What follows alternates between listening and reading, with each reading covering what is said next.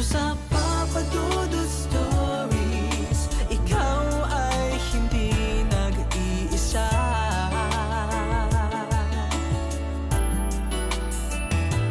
Dito sa Papa Dudut Stories, may nagmamahal sa'yo. Papa Dudut Stories, Papa Dudut Stories. Dear Papa Dudut, sa lahat po ng mga nakatutok ngayon, huwag kalimutan na mag-like, mag-share at mag-subscribe. May mga paniniwala ang mga nakatatanda na nakakalakihan natin at may pagkakataon na tila napakahirap paniwalaan ito. Ngunit may mga sitwasyon na ang mga akala nating hindi makatotohanang bagay o himala ay siya palang magiging sandalan natin sa oras ng ating pangangailangan. Dear Papa Dudut, itago niyo na lamang po ako sa pangalang Hector. Isang normal na office worker dito sa Maynila. Napasulat po ako sa inyong programa dahil na din po sa mga udyok ng aking mga kakilala. May mga times po kasi na napapakinggan namin ang inyong mga istoryang ini-ere kapag break time. Parang naging routine na po namin na sa tuwing darating ang 12:00 ng tanghali ay makikinig na kami sa inyo kahit pa nga replay na lamang ito. Kaya naman po nang minsang magkakwentuhan kami ng mga katulad ko ng karanasan ng mga ine-ere ninyong kwento ay nagpasya kaming kung sino ang mapipili namin na magandang istorya ay susulat po sa inyo. Hindi ko naman po inaasahan ang simpleng kwento ko ang siyang mapipili nila. Kaya eto po ako ngayon at sumulat sa inyo. Tulad nga po ng aking sinabi, simple lamang ang aking istoryang nais ibahagi sa inyo. Marahil may ilan na hindi maniniwala at may ilan na magtatanong ukol dito. Pero ang nais ko lamang naman po ay may bahagi din sa iba ang kwento kung paanong ang pamana ni Lolo sa akin ay nagawang iligtas ang aking buhay ng ilang beses na. Bagaman po at dito na ako nanunuluyan sa Manila, ako po ay laking probinsya. Kasama ko doon ang aking lolo at iba pa naming mga kamag-anak. Aga po akong naulila sa magulang kaya naman si Lolo ang siyang tumatayong nanay at tatay ko. Hindi naman po sa pagmamayabang pero ng mga panahong yon. Kahit na masasabing matanda na si Lolo sa edad niyang 70 ay talaga namang malakas pa ang kanyang pangangatawan. Ang sekreto niya ang anting-anting na kanyang nakuha noong kanyang kabataan pa. Ayon kay Lolo noong kabataan niya, usap-usapan sa aming probinsya ang taglay na hiwaga ng anting-anting. Ilang mga kabaryo daw nila ang nakakuha nito at dahil nga dito ay ilang beses nang nailigtas ang mga buhay nila. Nagbibigay daw kasi ito ng proteksyon sa kahit na sino mang makakakuha nito. Kaya naman itong si Lolo ay nakisali sa mga naghahanap ng nasabing mahiwagang bagay na yon. Mahirap daw pero nang makuha daw yon ni Lolo ay talaga namang totoo daw ang epekto nito. Kaya nga daw kahit nasa edad niya noon ay malakas pa siya dahil na din sa kanyang anting-anting. Tinatawanan lamang siya ng aking mga tiyuhin at tiyahin dahil ang mga ganong mga bagay daw ay kwentong barbero lamang. Noong bata pa ako ay naniniwala ako kay Lolo sa mga sinasabi niya. Ilang beses na rin kasing muntikang mapahamak si Lolo ngunit nakakaligtas siya. Kahit pa nga ang iba dito ay may pagka life and death situation na. Sabi ng iba hindi pa lang siguro talaga oras ni Lolo kaya naman nakakaligtas siya sa mga ganong sitwasyon.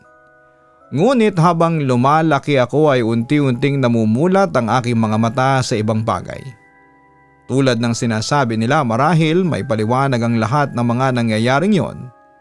Kaya naman nawala din ang tiwala ko sa mga sinabi noon ni Lolo. Nang magkolehiyo ako, ay nagpasya ako na lumuwas na dito sa Maynila upang dito na mag-aral. Sinuportahan naman ako ni Lolo sa nais kong ito dahil gusto rin daw niya na makuha ko ang magandang edukasyon na nais ko kahit pa nga nasa malayo ako sa kanya. Ayaw ko man siyang iwanan basta dahil medyo may edad na siya. Pero siya mismo ang nagtulak sa akin na lumuwas at huwag siyang alalahanin. Dahil nandun naman daw ang aming mga kamag-anak na handang mag-alaga sa kanya. Wala na akong nagawa noon kundi ang lumuwas dito sa lungsod nang wala siya. Medyo naging mahirap ang pag-a-adjust pero nagawa ko naman. Madalas kong sulatan noon si Lolo o di kaya naman ay tawagan siya upang kumustahin. Nang mga unang buwan ay nakatatanggap pa ako ng sagot sa kanya ngunit hindi lumaon ay hindi na siya sumasagot sa mga sulat ko o tawag. Dito na ako nakaramdam ng hindi maganda. Kaya naman nang magkaroon kami ng sem break ay naisipan kong umuwi sa aming probinsya. Pagka-uwi ko, walang lolo na sumalubong sa akin. Tanging mga tiyuhin at tiyahin ko lamang ang siyang unang nakita ko. Nang tanungin ko kung nasaan si Lolo, ay malungkot nilang sinabi sa akin na may sakit ang lolo ko. At sa tingin nila ay hindi na ito magtatagal pa. Nagpaplano na nga daw silang sulatan ako o tawagan upang ipaalam ang kalagayan nito. Matapos kong marinig ang bagay na yon ay agad ako nagtungo sa bahay na aming tinutuluyan ni Lolo. Dumiretso ako sa kanyang silid at doon ay nakita ko siyang nanghihinang nakatanaw sa labas ng bintana. Nang makita niya ako ay matamis ng ngiti ang ibinungad niya sa akin. Kahit kita ko ang paghihirap sa kanyang itsura, ay hindi niya ito masyadong pinapahalata. Pagkalapit ko sa kanya ay agad ko siyang niyakap at ganon din naman siya sa akin. Ilang saglit din ang tinagal namin sa ganong posisyon bago nagsalita si Lolo. May pinakukuha siya sa akin sa may cabinet niya. Isang kahon ang nakita ko doon at inabot ko ito sa kanya. Pagbukas niya dito ay bumungad sa akin ang isang kwintas kung saan ay may nakakabit dito na parang triangle na metal at doon ay may mga larawang nakaguhit at maliliit na letrang hindi ko naman mabasa. Ibinigay niya sa akin ito. Ito daw ay ang pinaka natatanging yaman niya na maiiwan sa akin. Ang kanyang agimat o ang anting-anting niya. Gusto raw niya na lagi ko itong dalhin kahit saan man ako naroon. Dahil ito daw ang magiging gabay at proteksyon ko sa lahat ng oras. Bagaman at hindi na nga ako naniniwala sa hiwaga ng anting-anting na yon, ay tinanggap ko pa rin po ito. Hindi ko maatim na makitang malungkot si Lolo kapag tinanggihan ko ang bagay na yon. Isa pa ito ang siyang pinakaingatan niyang bagay at gusto niyang ako ang magmanan nito. Kaya naman pinangako ko din sa aking sarili na iingatan ko ito. Pagkatapos kong kunin sa kanyang bagay na yon ay nagsabi si Lolo na gusto na raw niyang magpahinga. Upang bigyan naman siya ng oras na makapagpahinga ay lumabas din muna ako ng kanyang silid at naghanda ng aming makakain. Nang makatapos ako sa pag-aasikaso ay muli ko siyang pinasok sa kwarto upang gisingin at kumain. Ngunit kahit na anong gising ang gawin ko ay hindi na muling dumilat pa ang mga mata ni Lolo. Wala na siya. Tuluyan na nga siyang nagpahinga gaya ng nais niya. Tinawag ko ang aming mga kamag-anak upang ipagbigay alam ang mga nangyari. Umiyak kong sinabi sa kanila na nilisa na kami ni Lolo. Nagsiiyakan din ang mga ito at sinabing hinintay lamang niya akong makabalik bago siya tuluyang mamahinga. Nagtagal din ng 1 linggo ang naging lamay ni Lolo. Madaming mga taga roon ang nagsipunta sa kanyang libing. Nang maihatid na siya sa kanyang huling hantungan, ay nagstay pa ako sa aming probinsya ng mga ilang araw bago bumalik ng lungsod. Pagbalik ko dito ay baon ko ang pamanang iniwan sa akin ni Lolo. Sa pagbabalik ko ding ito, nagsimulang maganap ang mga kakaibang pangyayari na siyang nagpabago sa pananaw ko sa buhay. Isa sa mga hindi ko makakalimutang pangyayari noon ay nung minsang ginabi ako ng uwi galing sa school. May tinapos kasi kaming proyekto kaya naman natagalan kami doon. Magkakaiba kami ng way pa uwi sa aming mga tinutuluyang mga boarding house kaya naman mag-isa lamang akong nag-commute noon sakay ng jeep. Medyo inaantok na nga ako ng oras na yon dahil maaga din akong gumising para sa pagpasok noong umaga. Nakakaidlip na ako nang may sumakay na 3 lalaki. Nakasombrero ang mga ito at nakasando lamang. Pagkakita ko pa lamang sa kanila ay medyo nakaramdam na ako ng masamang kutob. Parang may kung anong naguhumiyaw sa aking isipan na lumayo sa mga ito. Dala na rin ang kaba ay napahawak ako sa iniwang anting-anting ni Lolo. Parang dito ako humingi ng lakas at tapang ng mga oras na yon dahil nga sa kabang aking nararamdaman. Aksidenteng napatingin naman sa akin ang isa sa 3 lalaking yon. Matiim ang pagkakatitig nito bago biglang nanlaki ang mga mata na akala mo ay may nakitang kung anong nakakagulat na bagay. Agad nitong kinalabit ang kanyang mga kasama at tila takot na takot itong bumulong sa mga ito. Halata ang pagtataka sa mga mukha ng kanyang kasama pero nakita ko ang pasimpleng tingin nila sa akin. Maging ang mga ito ay halatang natakot matapos tumingin sa aking kinakaupuan. Hindi ko naman maintindihan ang kanilang reaksyon pero laking pasasalamat ko nang magmamadaling pumara ang mga ito. Nagalit pa nga si kuyang driver sa 3 dahil hindi daw nagbayad ang mga ito. Hanggang sa tumakbong muli ang aking sinasakyang jeep ay nakatanaw pa din ang 3 at napa-sign of the cross ang mga ito. Hindi ko tuloy maiwasang mapatingin sa aking katabing upuan. Wala namang kakaiba dito kaya hindi ko maintindihan kung bakit nga ba natakot ang 3 lalaki na yon. Sa isip ko ay mukhang naging judgmental ako at hindi naman pala sila masasamang tao. Ngunit kinabukasan, nabalitaan ko sa aking mga kaklase na sa lugar kung saan bumaba ang 3 lalaking yon ay may nangyari daw na holdapan.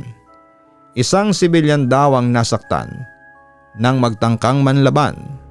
Ayon pa sa kanila ay 3 lalaki na nakasombrero daw ang may gawa ng naturang krimen. Biglang pumasok sa aking isipan ang 3 lalaking nakasabay ko kagabi. Hindi ko maiwasang isipin na baka mga ito ang tinutukoy ng aking mga kaklase na siyang salarin sa naganap na insidenteng yon. Muli akong palihim na nagpasalamat dahil bumaba ang mga ito sa jeep na aking nasakyan dahil kung hindi baka isa ako sa mga naging biktima nila. Napakaswerte ko pa din ang gabing yon. Ito ang bagay na naisip ko noon. Ang swerteng yon na siyang nagligtas sa aking buhay ay nasundan pa ng ilang mga kaganapan. Ilang mga kapahamakan pa ang muntik nang mangyari sa akin. Ngunit sa tuwing hahawakan ko ang anting-anting na bigay ni Lolo at nagdadasal ako dito ay nakakaiwas ako sa disgrasya.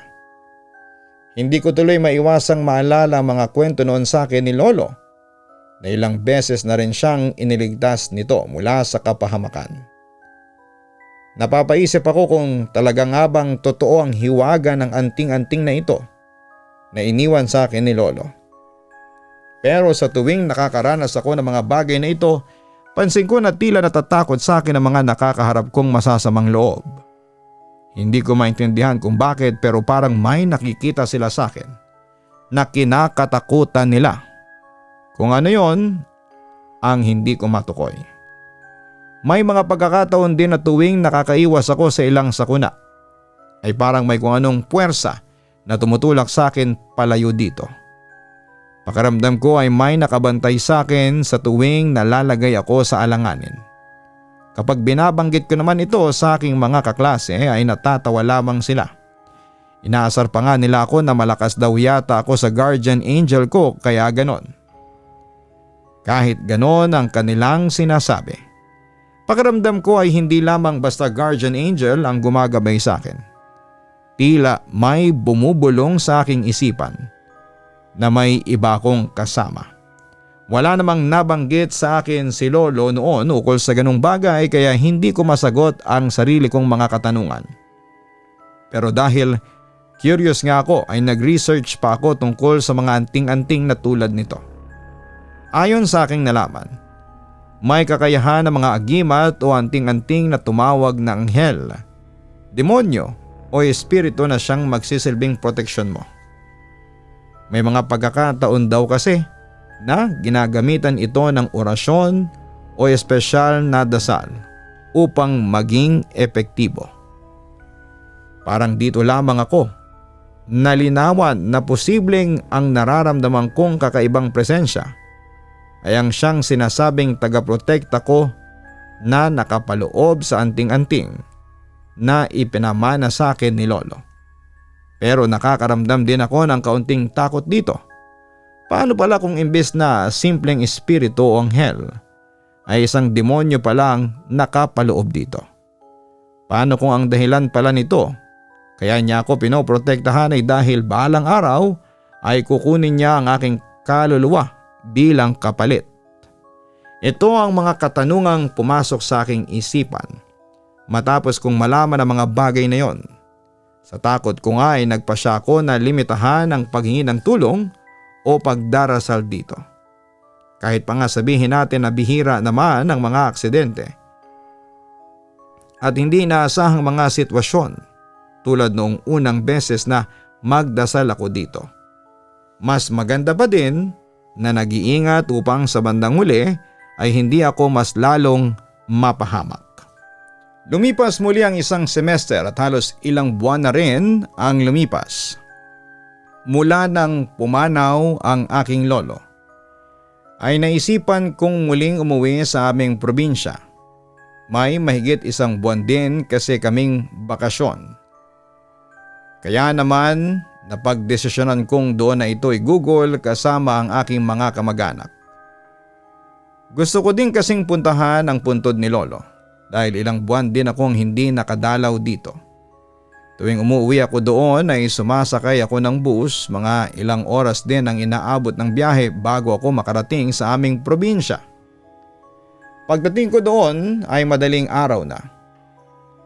Doon ako tumuloy sa tahanan na aming tinitirhan ni Lolo. May susi naman ako doon kaya hindi ko na ginising pa ang mga kamag-anak. Pagpasok ko doon ay hindi ko maiwasang malungkot dahil nasanay ako na sa tuwing uuwi ako ng bahay ay nakasalubong na sa akin ang nakangiting mukha ni Lolo. Nilapag ko ang aking mga gamit at naupo muna sa tumba-tumba ni Lolo na madalas niyang upuan kapag nagpapahinga siya. Kahit papaano ay naibsan ang pagkamis ko sa kanya.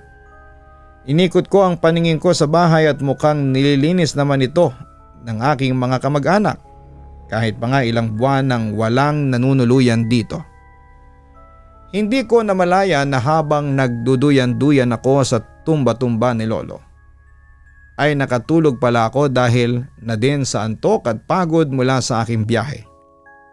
Medyo malalim na ang naging pagtulog ko nang makaramdam ako ng kakaiba sa aking paligid. Hindi ito yung nakakakabang pakiramdam, bagkus ay parang may simpleng nakamasid lamang sa akin. Hindi ko naman ito masyadong pinansin dahil nga antok na antok talaga ako. Dahil pakiramdam ko naman ay wala ako sa panganib ay hindi ko idinilat ang aking mga mata. Ngunit ilang saglit lamang ay naramdaman ko ang malumanay na pagdampi ng isang malamig na palad sa aking uluhan. Tila hinahagod nito ang aking buhok.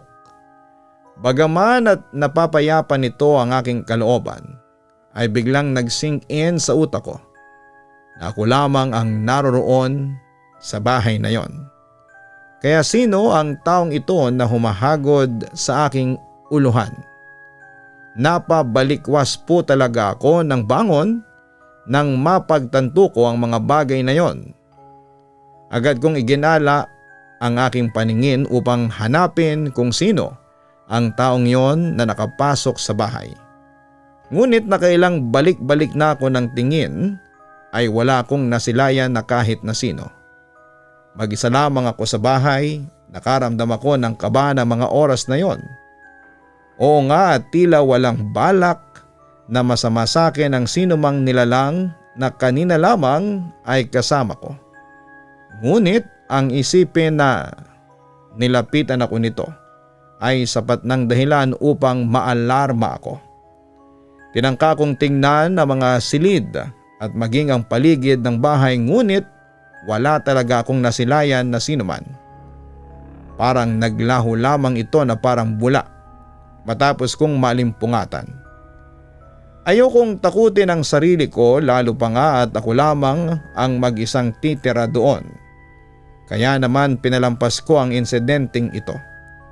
Itinulog ko na lamang ang nangyaring yon at sa awa naman ng Diyos ay wala nang kakaibang pangyayari na naganap. Kinabukasan ay binisita ko ang aking mga kamag-anak. Nagulat pa nga ang mga ito dahil naroroon pa daw pala ako ay hindi ko man lang sila ginising. Natatawa ko na lamang na pinaliwanag sa kanila na ayoko na rin kasing maistorbo pa sila. Kaya naman hindi ko na sila ginising pa. Natutuwa naman ang mga pinsan ko na makita nila ako at agad akong niyaya na magliwaliw. Madami na daw nagbago sa aming baryo at gusto nilang makita ito. Agad ko naman silang pinaunlakan sa kanilang paanyaya. Nag-ikot-ikot kami sa lugar at talaga nga namang mas gumanda pa ang aming lugar. Dumating kami sa puntod ni Lolo. Gaya ng aking plano, habang naroroon kami ay hindi ko maiwasang magtanong sa kanila kung may napapansin ba silang kakaiba sa bahay ni Lolo noong mga panahong wala ako. Mabilis naman silang sumagot na wala naman silang napapansin na kung ano. At kapag naglilinis sila doon ay tahimik lamang ang lugar. Bagaman at twice a week lamang silang pumunta doon, ay sinisigurado naman daw nila na ligtas ang lugar na yon at walang mga ligaw na individual na nakapasok dito. Nagtataka naman sila na tinanong ako kung bakit daw napatanong ako ng ganon. May nangyari daw ba sa akin noong pagdating ko? Nagsinungaling ako sa kanila na wala naman akong nararanasang kahit na ano. Sadyang na-curious lamang ako sa mga naging pagbabago. Matapos ko namang marinig ang mga sagot nila sa akin ay napanatag na din ang aking kalooban. Mukhang guni-guni ko lamang ang lahat ng mga naranasan ko noong dumating ako at marahil ay sadyang nami-miss ko lamang si Lolo. Kaya naman kung ano-anong bagay ang mga nararamdaman ko. Inabot na kami ng hapon sa paggagala kaya naman dumiretso na ako ng pag-uwi. Pagdating ko doon ay nag-asikaso lamang ako ng aking makakain dahil inabutan din ako ng aking mga tiyahin at tsuhin ng maaaring lutuin. Matapos nito ay nagpasya akong maligo na muna upang mamaya ay magpahinga na lamang muli ako. Pagkatapos ko sa aking ginawang pagligo ay napadaan ako sa mga tumba-tumba ni Lolo. Dumire-diretso lamang ako noon sa aking silid upang magbihis. Namimili ako ng aking susuotin nang maya-maya ay nakarinig ako ng langit-ngit papadudot. Mula sa pwesto kung saan ay makikita ang paboritong upuan ni Lolo. Nagmamadali ako magbihis at lumabas ng kwarto. Halos manlaki ang aking mga mata nang makitang mag-iisang umuugoy ang tumba-tumba niya. Mabagal lamang ang ugoy nito. Malumanay na tulad kung paano ito iduyan ni Lolo noong nabubuhay pa siya. Hindi ko magawang kumilos sa aking kinakatayuan. Dala na rin ang aking pagkakabigla. Ilang saglit pa ay bumilis ang pag-ugoy nito. Dito na ako nagkalakas ng loob na kumilos at pilit itong pinipigilan sa pag-alog. Makalipas nga ang ilang saglit ay tumigil din ito. Ngunit isang bulong ang aking narinig mula sa isang malamig na boses. "Nasaan ang anting-anting mo?" Eto makatagang ibinulong niya sa akin. Hindi ko tuloy maiwasang mapalayo dito. This time alam kong hindi ito imahinasyon. Talagang may kasama ako sa bahay na yon na hindi ko nakikita. Kahit may handa akong hapunan ay talaga namang umalis ako sa bahay namin ni Lolo at doon nakitulog sa bahay ng aking pinsan. Nagtataka man sila kung bakit biglaan ang pagpunta ko doon, ay hindi ko naman sinabi sa kanila ang aking naging karanasan. Ayaw kong takutin ang aking mga pinsan, lalo pa nga't naganap yon habang ako ay naroroon sa bahay ng aming lolo. Sa mga lumipas na araw ay doon ako natutulog sa bahay ng aking mga pinsan. Kapag umaga naman ay doon kami nakatambay sa bahay ni Lolo at nauubos ang oras sa kwentuhan at paglilinis na din. Kapag naroon ang aking mga kamag-anak ay wala namang kakaibang nangyayari sa bahay. Tila ako lamang ang pinagpaparamdaman ng kung sino mang nilalang na yon. Naisip ko tuloy na marahil ang nilalang na yon ay ang siyang naninirahan sa loob ng anting-anting na ibinigay ni Lolo. Dahil nga sa hindi ko na ito sinusuot sa ngayon dahil sa takot na baka demonyo, ang siyang nananahan sa loob ng bagay na ito ay sinusundan ako nito at nagpaparamdam sa akin. Mabilis lamang lumipas ang panahon at oras na muli upang bumalik ako sa lungsod. Dahil magsisimula na ang ikalawang taong ko dito at kailangan ko pang mag-enroll. Bago umalis ay muli kong isunuot ang anting-anting na ibinigay ni Lolo sa akin. Kapag nagbabiyahe kasi ako ay kampante ako kapag nakasabit ito sa akin. Gabi na ako nagbiyahe upang maaga ding makarating sa aking boarding house na tinutuluyan at makapagpahinga. Pagkasakay ko ay nilibang ko muna ang aking sarili habang naghihintay ng iba pang pasahero. Nang makapuno na ay agad namang umalis ang bus na aking sinasakyan. Habang nasa biyahe ay pansin ko na ang bilis ng pagpapatakbo ng bus na aking nasakyan. Panay pa ang overtake nito kaya naman ang iba sa mga pasahero ay hindi mapigilan ng mapa-sign of the cross. Medyo sigsag kasi ang daan doon, kaya naman isang maling liko mo lamang ay maaari kang maaksidente. Maging ako ay nakakaramdam ng kaba ng panahong yon. Hindi ko tuloy maiwasang mapahamak sa kwintas na aking suot. Malapit na kami sa dulo ng zigzag na daan nang walang ano-ano'y may biglang sumalubong sa amin na isang sasakyan. At dahil nga mabilis ang takbo ng bus na aking sinasakyan ay hindi na ito nakaiwas pa.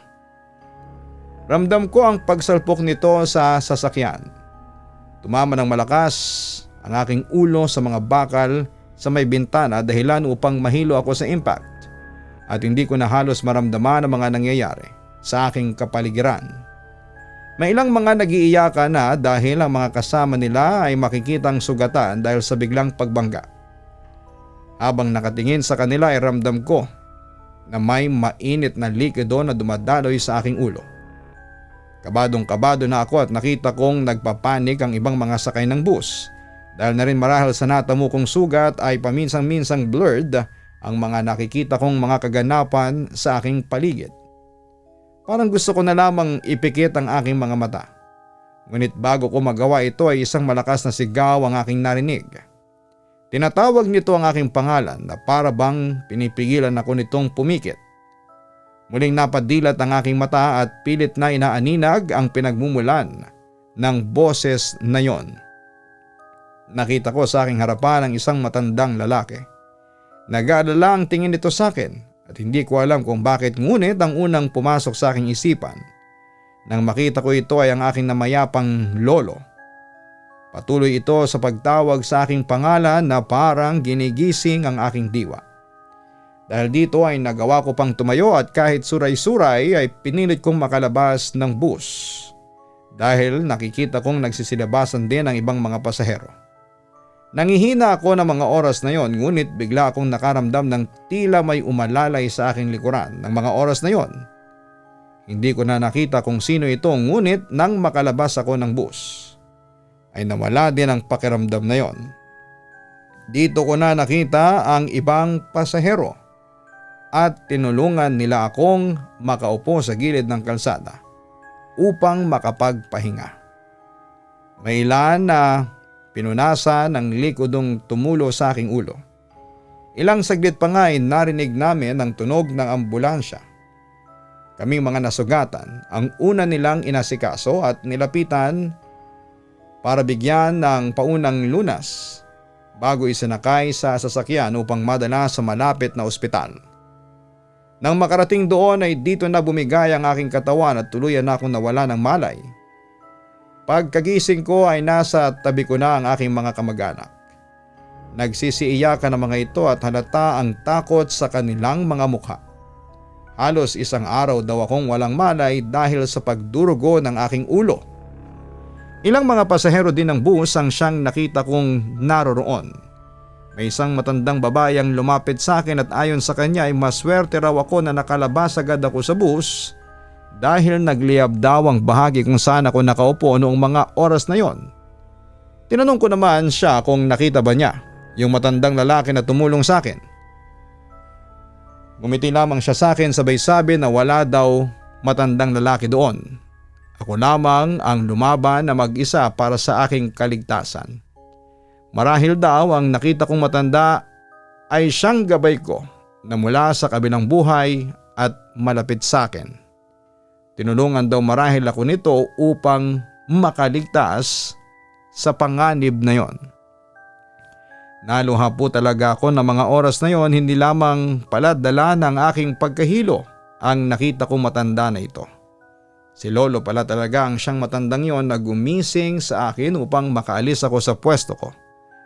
Parang doon ko lamang napagtanto na sa simulat sa pool, hindi kung sino mang nilalang lamang ang siyang nagsisilbi kong tagaprotekta. Si Lolo pala ito. Kahit na nasa kabilang buhay na siya ay patuloy niya akong ginagabayan at nilalayo sa kapahamakan. Nagtataka man ang aking kamag-anak kung bakit ako umiiyak ay hindi naman na sila nagtanong pa. Malaki po talaga ang aking pasasalamat matapos ang aksidenteng yon, Papa Dudut. Pagkalabas ko po talaga ng ospital ay ang puntod ni Lolo ang aking unang pinuntahan. Doon ay nagpasalamat ako sa kanya sa lahat ng pagliligtas niya sa akin. Naintindihan ko na kung bakit natatakot yung mga nagbabalak ng masama sa akin. Dahil ang nakita pala nila ay ang kaluluwa ng aking yumaong lolo. Natatawa ko pang naisip na kahit naman siguro sino ay matatakot kapag nakakita ng multo. Matapos ang araw na yon ay palagi ko na po talagang sinusuot ang anting-anting na yon. Hanggang ngayon po na ako'y nagtatrabaho na ay palagi ko pa ring daladala ang kwintas na ito. Bagaman at alam kong hindi ko nakasama si Lolo, sa pamamagitan ng kanyang iniwang alaala ay parang nasa tabi ko pa rin siya. Dito ko na po tatapusin ang aking liham, Papa Dudut. Maraming salamat po sa inyong pakikinig at naway marami pa kayong istoryang maibahagi sa inyong tagapakinig. Lubos na gumagalang, Hector. Minsan ang mga hiwaga at himala na ating hinahanap sa ating buhay ay hindi nanggagaling sa mga bagay na akala natin ay siyang pinagmumulan nito. Kadalasan ito ay nanggagaling sa ating mga mahal sa buhay na kahit pa nga hanggang sa kanilang kamatayan ay patuloy pa din tayong ginagabayan.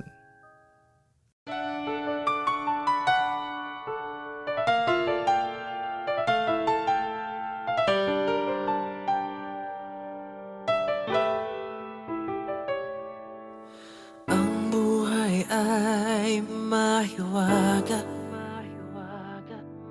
laging may lungkot at saya. Sa Papa Dudut Stories, laging may karamay ka.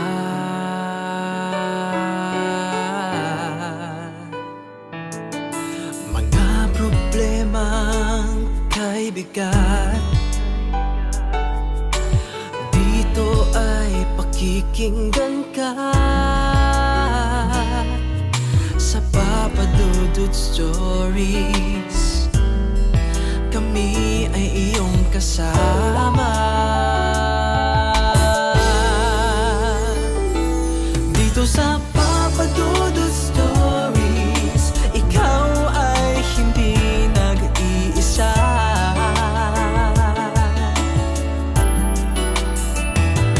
Dito sa Papa Dudut Stories, may nagmamahal sa'yo. Papa Dudut Stories, Papa Dudut Stories,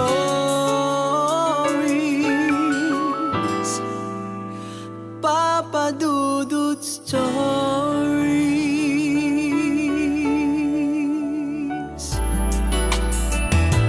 Dito sa Papa Dudut Stories, may nagmamahal sa'yo. Papa Dudut Stories, Papa Dudut Stories.